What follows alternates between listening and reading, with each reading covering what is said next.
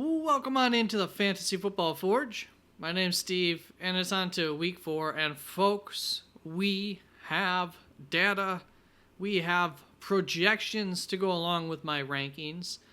These projections are an expected range. As you can see from this example with CeeDee Lamb, I have a lower end of this expected range and a higher end of the expected range instead of just giving you a single number. Same idea, except it's a range instead of a single number. That's all it is. It's still a projection. And over next to the name on a scale of, in both of these scenarios, red is good, blue is bad, white is in the middle, average. So on a scale of good to bad or whatnot, my player temperature gauge, which just means are factors in favor of them having a bigger game? Are they in favor of them ending in the upper end of this expected range or outperforming it? Or are they not in favor of that? So this light blue, would say, yeah, we're not necessarily anticipating the biggest of days for CeeDee Lamb against the New York Giants. They're, a limited opponent in terms of fantasy points being scored against them and just the Vegas line, etc. So that is how this is going to work. A little bit different than what we've been doing, and this is all available for you up on the website, www.theFFforge.com. There's a link down in the description. And because now I am entering a bunch of data, I have to wait until this data becomes available. Rankings videos will be coming out a little bit later than they had for the first portion of the season. Of course, as always, rankings will be adjusted throughout the week. So you can check online where when I do make adjustments, they will be adjusted online up on the website. And also, I'll have them up on the screen here on YouTube whenever I go live, which is 3 times a week. Thursday prior to kickoff at 6:30 EST, Eastern Standard Time, PM, of course. Same time as Saturday night, and then on Sunday mornings, 2 hours prior to kickoff, I'm also available, and rankings will be available each of those times. And with that, let's get on to the first tier of my wide receiver rankings, going from my wide receiver 1 through 11, starting off with CeeDee Lamb, just because I wouldn't start anybody above him, even if I'm not necessarily anticipating the biggest of weeks from him this week. Yet again, unfortunately. Then Rashee Rice, Justin Jefferson, Nico Collins, Amon-Ra St. Brown, Malik Nabers, Chris Godwin, Jamar Chase, DK Metcalf, Marvin Harrison Jr., and Garrett Wilson wrap this tier up. As you can see, Chris Godwin, DK Metcalf, Marvin Harrison Jr., the radar, the heating gauge here is anticipating that they're in good matchups. So, expect them not to go below that floor at the very least kind of deals there. And, that matches up with our thoughts on those. Malik Nabers has the highest ceiling of anybody via the projections this week going up against Dallas. A nice upside there for Malik Nabers. That's, anticipates everything going well, which for this New York Giants offense is tough, but Malik Nabers makes up for it anyways. I do have one of my fades already at the top. Actually, we did not cover that. How did I do last week with my fades and my loves? We're not getting rid of my loves and fades yet. And for the wide receiver position, I didn't do too great. I didn't like the wide receivers. I said that it was going to be a wonky week last week, and it was, especially with receivers, and it's going to be frustrating for a lot of people, and it was probably more so than I could have even predicted. In terms of how I did for my loves, I got 1 of 3 correct. I had Brandon Ayuk for the second week in a row, failed me. We're going to go at it again this week. What else is there? It's going to come true eventually. Zay Flowers, I was not confident in that choice, but he did not come through anyways. And Khalil Shakir was the one that I did get correct. So go me there. I loved that matchup for Buffalo, and Shakir being who I thought was the top option in that offense did end up coming through, as well as a lot of that offense did. For my fades, I only gave you 2, and then I gave you a big list of names that I was concerned about, but probably still playing for my fades. The names in that list were Devontae Adams, Garrett Wilson, Mike Evans, Malik Neighbors, DJ Moore, Stephon Diggs, Michael Pittman. Like I said, I was concerned about them, but I was still playing them. So as I would have anticipated for that group, we got a mix of success and failure, and it's for the most part one way or the other with a lot of those. But for the two names I gave you, well, one of them was Jalen Waddle. That's kind of like the center spot in a bingo card. That was probably a freebie there. And that's one I got correct. Then DK Metcalf, which I did question more and more as the week went along, and apparently rightfully so, because he finished as a wide receiver 9. So yeah, there we go. This week's fade, starting off with Amon-Ra St. Brown, who you're obviously not going to sit. That's not what I'm telling you to do. What I am telling you to do is anticipate a not massive week with him. So maybe with your flex spot, maybe take a little bit of a risk if you're battling against a really strong opponent, and put somebody in there with a little bit more of a ceiling rather than a floor this week. Which actually this week I tend to side with. I'm liking a lot of the floors. You'll see that a little bit later in the rankings. But Seattle has a young but ultra-talented nickelback in Devin Witherspoon, who I think is going to be an excellent matchup for Amon-Ra St. Brown. Could give him headaches, could stick on him like glue, and just end up making it better for Goff to be looking elsewhere throughout the match, and just, fewer opportunities for Amon-Ra. So that is the concern there. Otherwise, these guys are must-starts. I think you, for the most part, know that. Let's move on to my second tier of wide receivers, which goes from Mike Evans on down to my wide receiver 17. Mike Evans, Chris Olave, Brandon Ayuk. Like I said, it's still probably going back to that well. Devontae Adams, Jaden Reed, and Drake London. Mike Evans going up against Philadelphia. You like that. Chris Olave. I had him higher originally, but Atlanta, can be a little bit tough on wide receiver ones, especially one like Chris Olave. So, maybe AJ Tyrell limits him this game again. Happy to see him come through last week fairly well, and hopefully that will continue, but just not guaranteeing it. Still, he has a solid floor, which I always like to see that.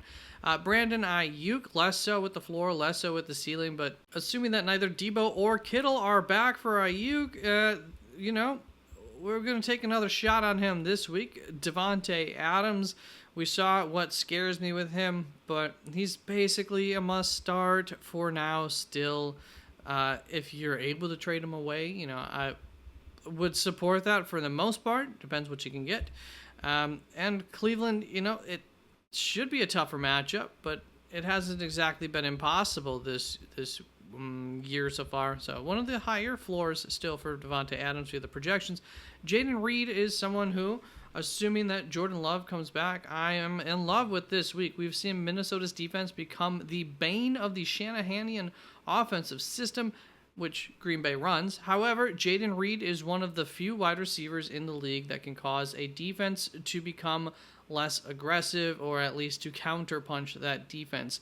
I would say himself and Deebo Samuel are the two that have this specific skill set that I am thinking of that can work against this Minnesota defense.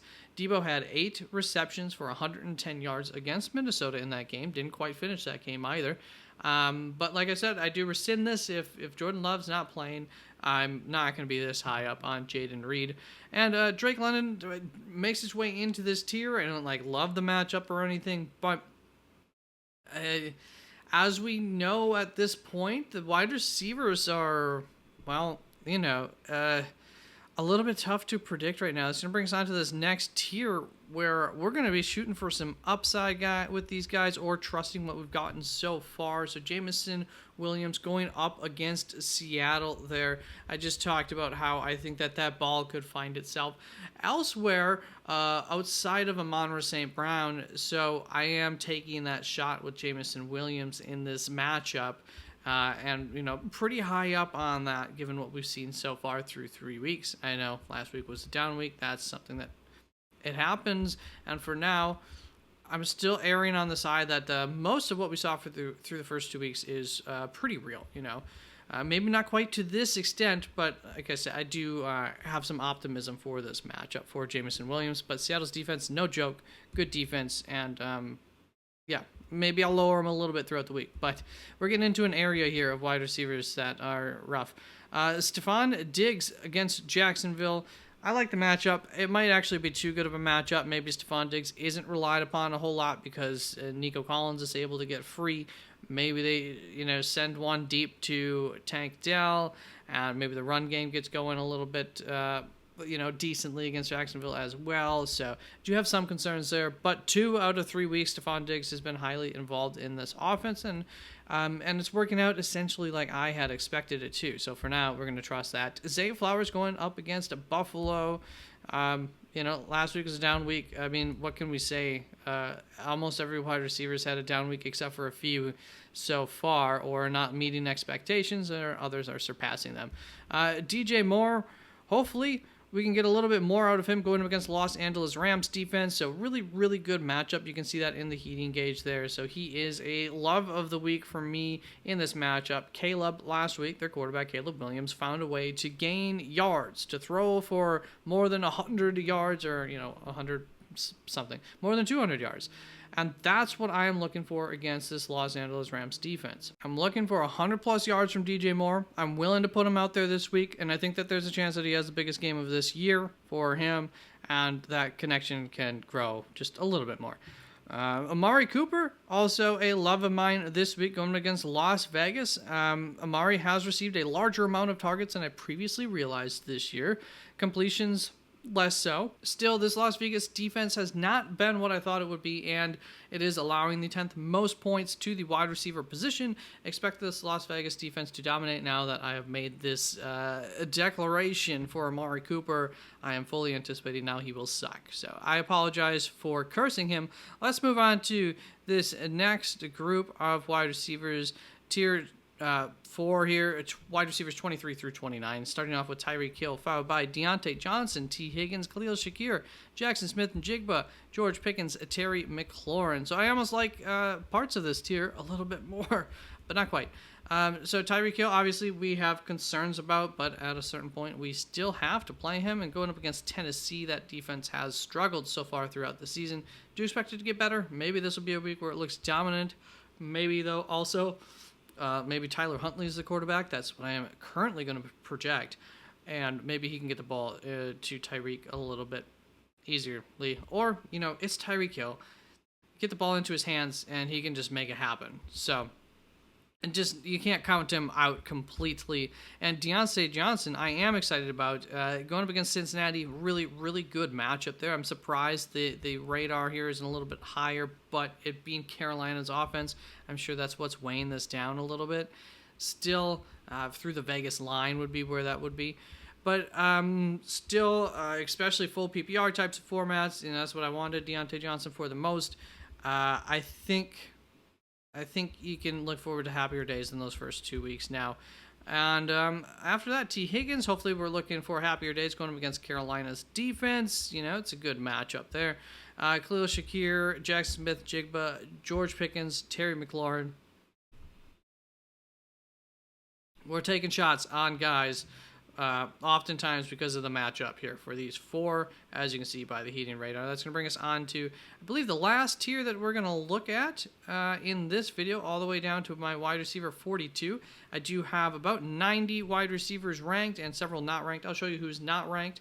And this tier goes from wide receiver 30 all the way down to wide receiver 42, starting off with Brian Thomas Jr., who I'm really not super comfortable with this, but Houston's defense has struggled a little bit. This once again would be a game that they will need to take some deep shots, so I'm kind of optimistic about that occurring. Then we have Rashid Shaheed, a down week last week, still not totally counting that out, and Atlanta could focus on shutting down the other wide receiver there, and maybe Rashid will get a couple more chances than he did last week to blow up.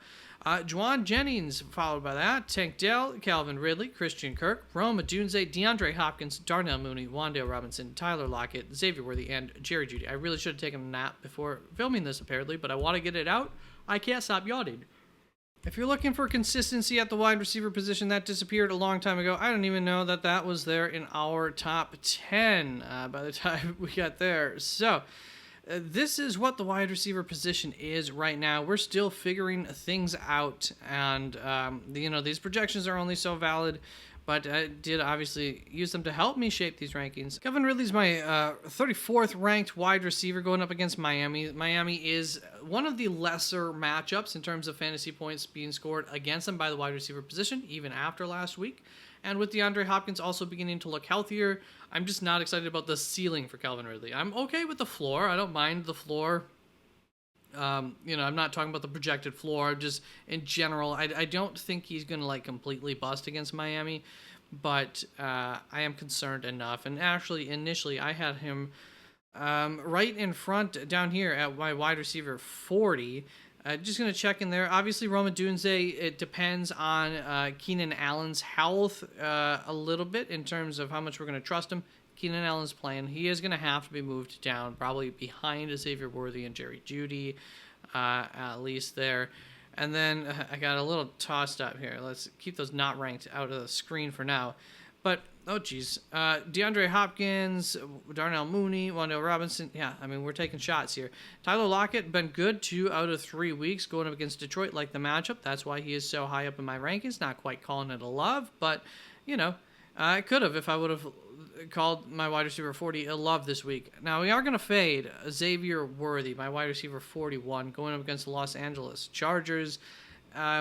For Worthy, there are a lot of matchups that I like in this tier of my rankings, and I'm willing to attack their floors over Xavier's low floor. But he always has a ceiling we're taking a shot on. So, yeah, it depends what you need.